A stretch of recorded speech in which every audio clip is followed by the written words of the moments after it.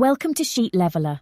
My name is Joanne, and I'm here to show you how to make working with Excel simpler and faster. We have created helpful video tutorials that will teach you how to effectively clear formatting in Excel. So, let's get started. If you're working with a table that has several font types, sizes, colors, or other formats that you would like to remove, Excel provides a straightforward way to clear all formatting quickly.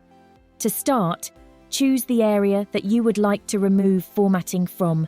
To reset the spreadsheet, click on the upper left corner of the screen. Now, to clear your document, go to the Home tab, and in the Editing section, click on the Clear option. To finish, simply select the Clear Formats option and you're all set. Now, all the formatting has been removed. If you found this tutorial helpful, please show your support by liking this video and checking out other tutorials offered by Sheet Leveler.